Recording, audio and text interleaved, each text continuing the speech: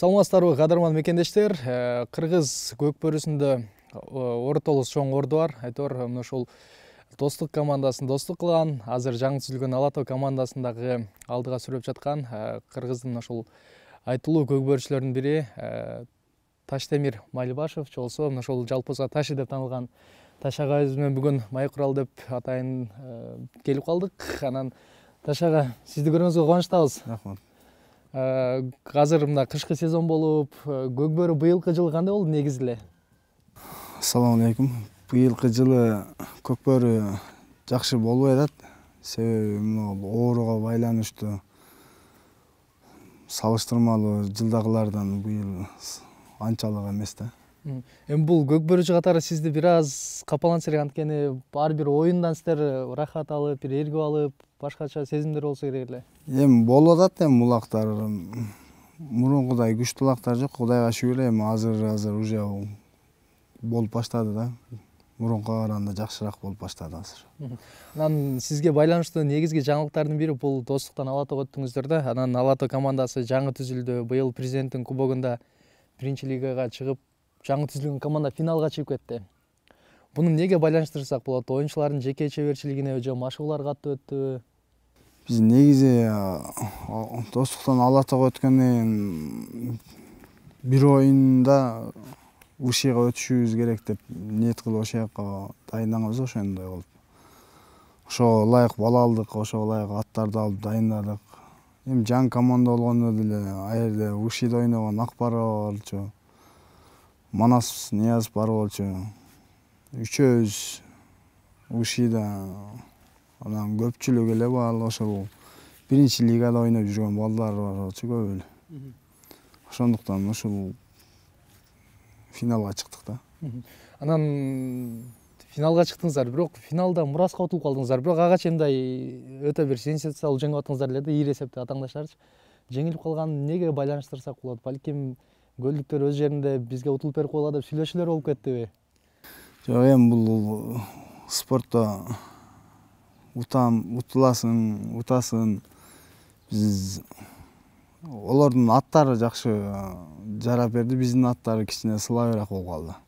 Себеби алардын аттарынын деңгээлинде болбой калды. Алардыкы бардык аттары тегиз чуркап турушту, биздики көпчүлүгү аксап калды. Бир 3 атыбыз аксап калды.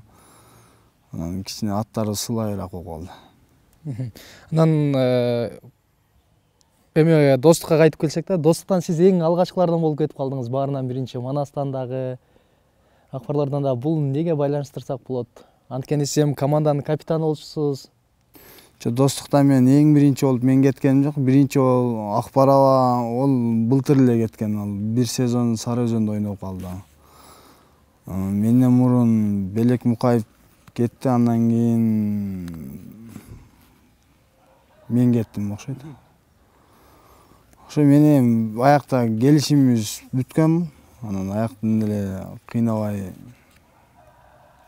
башка жака ушу Оштун командасы болсо тартам деп жүрдүм. Мен ошо Оштун команда түзүлүп калып, ошо Оштун командасына тарттым. Андай бир жеке пикир келишпестик андайлар жок. Андай жок, эми андай бирибиз азыр деле дагы деле катташабыз, жакшыбыз, учурашабыз, сүйлөшөбүз. Андай жок. Негизи эле достуктагы карьераңызга кандай баа бересиз? Достукта эми достуктун чыкканына аябай эле биз үчүн жакшы болду. Анан достуктан көп нерсе таптым, дос таптым. Ушул даражага жеттим ошо достукта жүрүп. Көп жерлерди көрдүм ушул достукта жүрүп. Достуктан жаман нерсе көрбөдүм. Бардыгын эстегенде жакшы нерселер, жетишкендиктер. Мындай былтыры 9-майда Орозого кармап, достук менен мындай финал чечүүчү улактарды салып кеттиңиз да. Мындай ушундай учурда бир командада жакшы элестер көп болсо керек негизи эле. Кандай бир унутулуус көз ирмемдер бар достук менен бирге? Эми достукта жүргөндө бардык бала чогуу жүрдүк да, көп бир 3-4 жыл чогуу жүрүп калдык да. Почти бир 80-90%. Бири-бирибизге көнүп, бири-бирибизди сыйлап, агайын болуп, жакшы болуп калганбыз. Бири-бирибиздин характерлерибизди жакшы түшүнүп калган элек. Эми ошо командада жүрүп ошо агалардын бизден улуулар бар эле, олордун тарбиясын алып жакшы эле нерселер болду аякта жүргөндө. Эсте ала турган күндөрү көп, эми азыр айтып бериш эсиңе сразу келбейт экен да. Анан сиз мыкты коргоочулардын бирисиз. Ал бул талашта анан негизи эле коргоочулар чабуулчулар менен айырмасы эмнеде? Эми коргоочулар биз ошол өзү 12 бала болот составда. 12 баланын 6-су, 5-өө эми болот. Нападающий, 5-өө защитник болот, 2-өө 1-1. Эми ошо нападающийлердин жумушу башка, защитниктердин жумушу башка да. Мисалы үчүн мага коргоочулар десе эле мындай орой ойногон, өтө эмоционалдуу, анан бир аз кезде аттары менен койдуруп кетип, ушундай сезилет да. Негизи эле ушундай бир чабуулчулардан айырмачылыгыңыздар бар? Бир балким орой ойнойсуздар, балким бир аз эмоционалдуу, кандай бир? Эми чабуулчулар башка, защитниктер башка да. Защитниктердин жумушу ошол да. Onu коюп кетиш керек, тосуп калыш керек. Кыскасы ага шанс бербеш керек да, соперникке. Нападающийлерге шанс беришибиз керек, өзүбүздүкүлөргө. Ошол жерде улакты эңип кеткенге, салып кеткенге айырмачылыгы жакшы эле го дейм. Защитник болбоюнча нападающийлердин оюну жүрбөйт да. Ооба. Ошондо Манасты манас кылган эми сиздерсиздер да, чынын айткандачы, эми жолун ачып бересиздер, канча шартты үзүп бересиздер. Эми Манасты манас кылган, Манас негизи баягы күчтүгө таң бериш керек. Манас да, атына заты жарашкан. Ал мындай болбой баратсам өзүнүкүн по-любому кылып кетет да. Негизи эле мындай жакшы эле жардам беребиз да биз. Кайсы чабуулчуга каршы ойногон кыйын сизге? Мындай Кыргызстандын жогорку лигасын алабызбы, биринчи лигасын алабызбы? Чабуулчулардан эми бизде Ынтымак менен ойногондо мурун Сейитбек Анарбек уулу Ынтымакта жүргөндө ошол менен ойногон кичине эмерээк эле. Себеби Сейитбек атты жакшы башкарчу да. Андай тозуп алсаң, кыскасы атын эптеп ыңгайын таап келет эле да улактын үстүнөчү. Калгандары мындай ток алдыга гана умтулат да, ал башкача жолдорду издей керек да. Манас менен бир командада ойноп калганса кубансаңыз керек, анткени ага каршы мындай машыгууда турасыз да коргонууга. Манаска машыгууда каршы туруу кандай, оору? Манаста машыгууда каршы турган бизден билбейм, мен андай эме кыла бербейм. Көп маани бербейсиз? Жок. Негизи эле мына улуттук курамга чакырылып жүрөсүздөр да. Улуттук курамга коргоочуларда ошол атаандаштык күчтүүбү? Азыр эми коргоочулар азыр жаш балдар да жакшы чыгышыптыр. Бир 2-3 баланы көрдүм. Ишин так жакшы аткарышат экен. Өзү универсалный бала болуш керек да оюнда. Келип калса эңип кетип, салып кетип, ушуга окшогон. Защитниктер бар, таза защитниктер. Алар деген толку уруп өтүп улакты тартып түшүрбөйт да, алар уруп атып түшүрүшү мүмкүн защитниктер. Андайлар да бар. Биз андайга кирбейбиз да. Биз толку эңип, жулуп, салып ушундай. Анан кайрадан Ала Тоо командасына кайтып келсек да, эми жогорку лигага чыгабыз деп максат койдуңуздар эле, максатка жеттиңиздер. Эми кийинки кадамда кандай? Достук, Ынтымак, Сары Өзөндөргө бир атаандаштык көрсөтөсүздарбы, же болбосо жогорку лигада ордуңуздарды сактап калганга күрөшөсүздарбы? Биз жогорку лигада ордубузду сактайлы деп кетип атканыбыз жок. Биз Кудай кааласа дагы мына балдар өзгөрүп атат азыр. Бир айдан кийин сбор башталат Кудай кааласа. Жаңы жылдан кийин. Ошондо балдар тактап, аттарды тактап, аталып, балалып, эми ордубузду сактайбыз деп эмес, биз утабыз деп чыгабыз. Ошол Ынтымакка, Достукка, Сары Өзөнгө татыктуу балдарды алып барабыз да, дайынданып.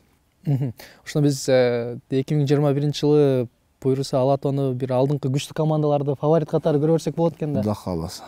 Негизи эле сиздин ошол көкбөрүчүлүк жолуңузга кайтып келсек, бардык эле улакчылардыкы эми ата бабасынан калып, ата бабасы чабып келип, анан аларды көрүп чабып баштаган, сиз негизи эле кимден бул шык алгансыз, кимди көрүп ушу мен дагы улакчы болсом деп?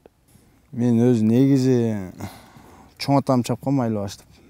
Чоң атам убагында атактуу киши болгон.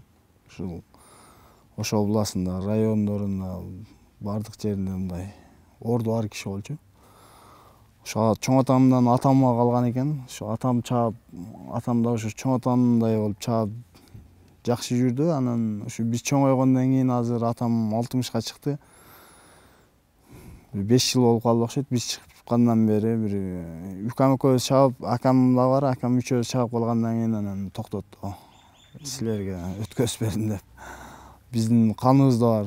Чоң атам чапкан, атам чапкан, менин бир тууган агам, бир тууган иним чапкан, атамдын бир тууган агаларынын балдары чапкан. Негизи эле быйыл иниңиз менен ала тоодо чогуу ойнодуңуз да укаңыз менен.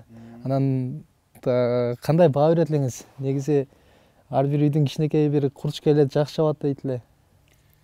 Эми өзүнүн деңгээлине жараша чабып атат. Эми ага дагы кичине мындай ат болуш керек, чабып калган эле. Бир адам сразу чыгып эле болуп кеткенин көргөнүм жок.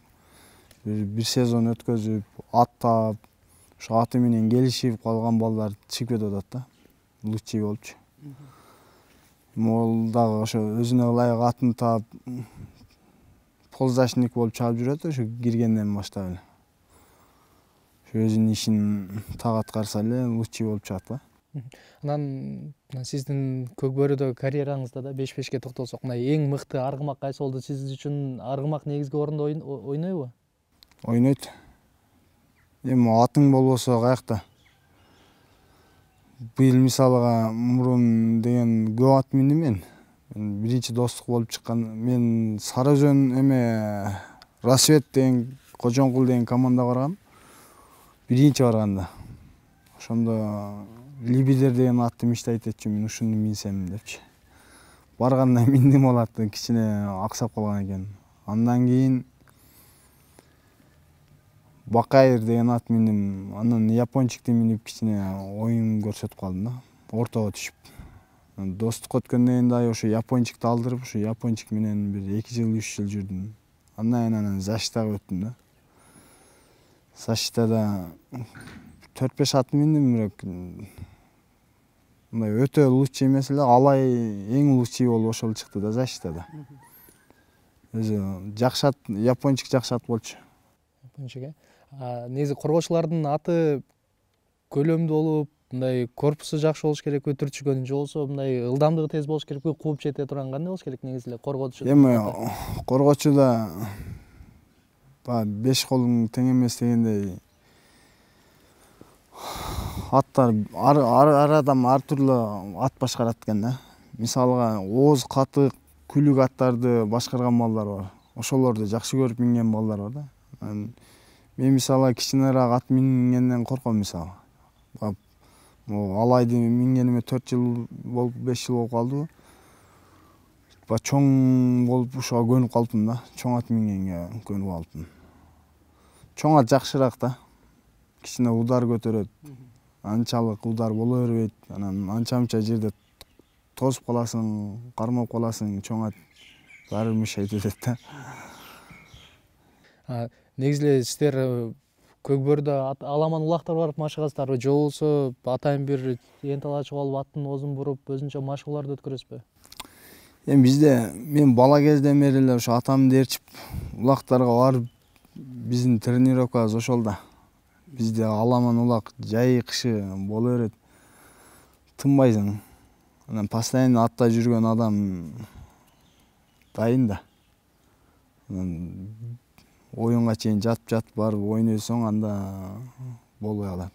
Эми оюндун алдында сбордо 1 ай мурун, 2 ай мурун дайынданасың, чакырышат, сбор өтөбүз. Залга барган залга барышат, чуркашат.